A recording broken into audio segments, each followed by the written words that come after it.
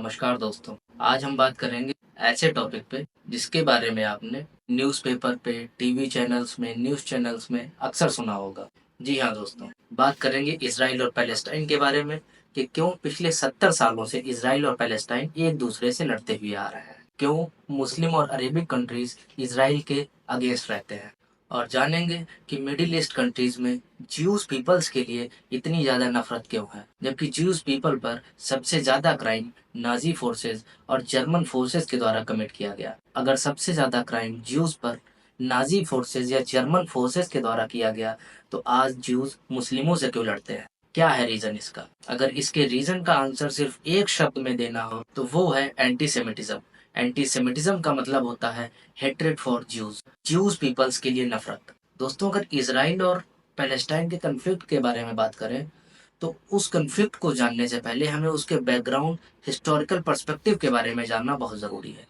तो आइए बात करते हैं हिस्टोरिकल पर्सपेक्टिव की। पूरे वर्ल्ड में दोस्तों 3 अब्राहमिक रिलीजन है और तीनों के तीनों रिलीजन मोनोथीस्टिक है। पहला है क्रिश्चियनिटी, दूसरा है जुडाइज्म और तीसरा है इस्लाम। तीनों रिलीजन्स की अगर बात करें तो तीनों रिलीजन्स में एक चीज कॉमन है कि तीनों रिलीजन्स की जेनेसिस एक जायंट पैट्रियार्क अब्राहम से भी। अब्राहम मैसेंजर ऑफ गॉड थे। उनकी जनरेशन में जितने भी मैसेंजर ऑफ गॉड हुए उन सब ने same thing again and again propel की। लाइक प्रॉफिट मोहम्मद, वो भी एक मैसेंजर ऑफ गॉड थे, और जीसस क्राइस्ट वो भी एक मैसेंजर ऑफ गॉड थे। वैसे तो कई मैसेंजर ऑफ गॉड हुए, लेकिन अगर जायंट पैट्रियार्क की बात करें तो वो अब्राहम को कंसीडर किया जाता है। इनके द्वारा ही अलग अलग रिलीजन्स अलग अलग मैसेंजर ऑफ गॉड्स के द्वारा इस्टेब्लिश किए गए। बात करें अगर क्रिश्चियंस की तो क्रिश्चियंस बाइबल नाम की सिर्फ एक बुक में विश्वास करते हैं। सेम वैसे ही इस्लाम भी एक बुक कुरान में बिलीव करता है, जिसमें हजरत पैगंबर के द्वारा कहे गए मैसेजेस को लिखा गया है, जिनको सुन्नत या सुन्ना कहा जाता है। बात करें दोस्तों अगर जुडाइज्म या ज्यूज की, तो ज्यूज टोरा में बिलीव करते हैं और इन तीनों रिलीजन्स का जेनेसिस मतलब उत्पत्ति यरूशलेम में हुई, जो कि वेस्ट बैंक और रेड सी के नजदीक है end of course modern day Israel का पार्ट है, जो कि कभी पहले पैलेस्टाइन का पार्ट हुआ करता था। तो ये सब जानने के बाद दोस्तों आपके मन में ख्याल आ रहा होगा कि अगर ये तीनों रिलीजन एक ही पिता से उत्पन्न हुए हैं, एक ही रिलीजन को मानते हैं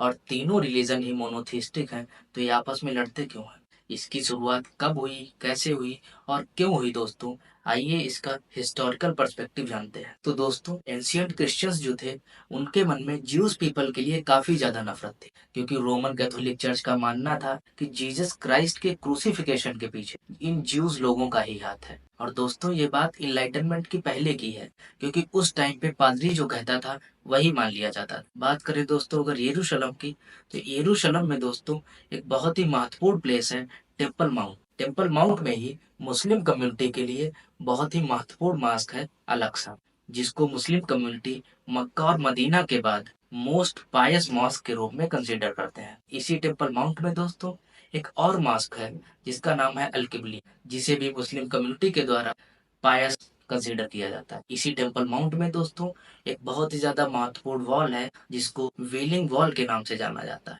वेलिंग वॉल का मतलब है दोस्तों जहाँ पर यहूदी लोग जाते हैं और अपना सर टिकाकर आंसू बहाते हैं। आपने यहूदी लोगों को देखा होगा दोस्तों कि उनके सर पे एक छोटी सी टोपी होती है जिसको किप्पा कहते हैं। वे एक दीवार के पास जाते हैं और रोने लगते हैं, क्योंकि यहूदी लोगों का मानना है दोस्तों कि ये दीवार उनके एंसेस्टर्स का इंडिकेशन है, और ये दीवार भी यरूशलेम में है और एक ही कंपाउंड में है। यहीं पर दोस्तों यरूशलेम में एक चर्च भी है जिसका नाम है चर्च ऑफ सिपल्चर।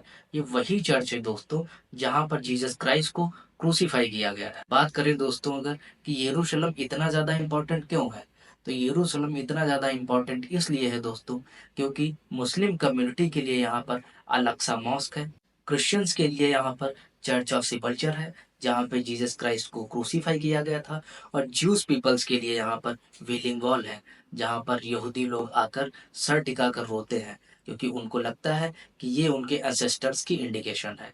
आगे बात करें दोस्तों तो एंशिएंट टाइम में तीनों कम्युनिटी एक साथ ही रहती थी, लेकिन जीसस क्राइस्ट के क्रूसिफिकेशन के बाद दोस्तों रोमन कैथोलिक चर्च का ये मानना था कि जीसस क्राइस्ट के क्रूसिफिकेशन के पीछे इन ज्यूस पीपल्स का ही हाथ है, इन ज्यूस लोगों का ही हाथ है, जिसकी वजह से जीसस क्राइस्ट को क्रूसीफाई किया गया। और जैसे ही ये बात फैलती है दोस्तों, जर्मन्स के मन में ज्यूस पीपल्स के लिए नफरत पैदा होने लगती। लेकिन इनलाइटनमेंट तक दोस्तों कोई भी जर्मन्स या कोई भी अथॉरिटी ज्यूस पीपल्स को क्वेश्चन मार्क नहीं कर रही थी।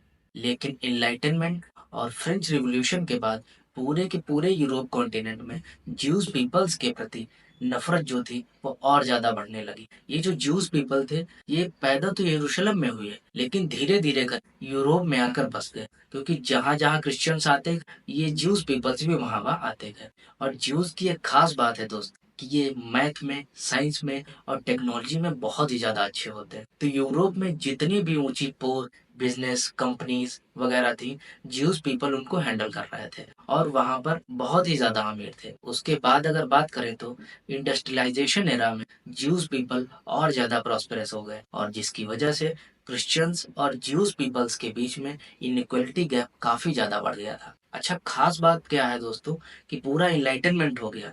इनलाइटनमेंट में कहा जाता था कि जो पादरी कहता है उसको मत मानो, अपना लॉजिक भी लगाओ। लेकिन ये लॉजिक कोई भी लगाने को नहीं तैयार था कि ये ज्यूस पीपल अच्छे हैं, खराब हैं, बुरे हैं या सही हैं। इस बारे में कोई भी जर्मन बात करने को तैयार नहीं था, क्योंकि रोमन कैथोलिक चर्च का मानना था कि ये ज्यूस पीपल हमारे दोस्त नहीं बल्कि हमारे दुश्मन हैं। दोस्तों, इनलाइटनमेंट और फ्रेंच रिवॉल्यूशन के बाद यूरोपियन कॉन्टिनेंट में कुछ खास नहीं हुआ। सिर्फ ज्यूस पीपल्स को सस्पिशन और हेटेडनेस से देखा जाने लगा। इसी हेटेडनेस और सस्पिशन को ही एंटीसेमिटिज्म कहा जाता है। आगे बढ़ते हैं दोस्तों, इनलाइटनमेंट हुआ, ज्यूज की और ज्यादा प्रोग्रेस हो गई, सब कुछ अच्छा चल रहा था। बस ज्यूस पीपल्स को सस्पिशन और हेटेडनेस का एलिमेंट बना दिया गया था। लेकिन ये सस्पिशन और हेटेडनेस ज्यूस के लिए ज्यादा वायलेंट और आउटराइट नहीं थी। सडनली दोस्तों, फर्स्ट वर्ल्ड वॉर में जब जर्मनी सरेंडर कर देता है, उस टाइम हिटलर बेल्जियम के हॉस्पिटल में एडमिट। हिटलर अपनी बायोग्राफी में लिखता है कि जैसे ही उसने सुना कि जर्मनी ने सरेंडर कर दिया तो वो तेज तेज से रोने लगता और कहता है जो वॉर जर्मनी जीत सकता था उसी वॉर में जर्मनी ने सरेंडर कर दी। और ये रियलिटी है दोस्तों कि फर्स्ट वर्ल्ड वॉर में जर्मनी बहुत ही अच्छी पोजीशन पे था। सो जर्मनी में दोस्तों एक सेंस डेवलप हो गया जो नाजी फोर्सेस के द्वारा डेवलप किया गया था। नाजी फोर्सेस और हिटलर का मानना था दोस्तों कि first world war Germany capacity की कमी के कारण नहीं हारा है, बल्कि जर्मनी ने यह वॉर इन तीन श्रूड पीपल की वजह से हारा है। नंबर 1 कम्युनिस्ट जो कि यूनिवर्सिटीज में बैठे हुए हैं। नंबर 2 सोशल डेमोक्रेट्स जो कि जर्मनी में पॉलिटिक्स शो रन कर रहे हैं। और नंबर 3 है ज्यूज जो कि जर्मनी में इन्फ्लुएंशियल पोस्ट पर अपना हक जमाए हुए हैं। और हिटलर कहता था कि पीठ पर छुरा भोंका गया है, और ये वही 3 पीपल्स हैं जिन्होंने हमारी पीठ पर छुरा भोंका है। इसी वजह से दोस्तों हिटलर के मन में ज्यूस के लिए बहुत ज्यादा नफरत भरी हुई थी। हिटलर का मानना था कि जो भी प्रॉब्लम जर्मनी अभी फेस कर रहा है, ये सारी प्रॉब्लम्स के पीछे ज्यूस पीपल्स का हाथ है, क्योंकि ये ज्यूस पीपल्स ब्रिटिश सपोर्टर है, ना कि जर्मन सपोर्टर। और हिटलर ये भी मानता था कि फर्स्ट वर्ल्ड वॉर जो जर्मनी हारा है, जो ट्रीटी ऑफ वर्सालिस उस पर थोपी गई है, ये सब ज्यूस पीपल्स की वजह से है। और इसका रिजल्ट ये हुआ कि पूरे जर्मनी में एंटी सेमिटिज्म वर्ड बहुत ही ज्यादा पॉपुलर हो गया।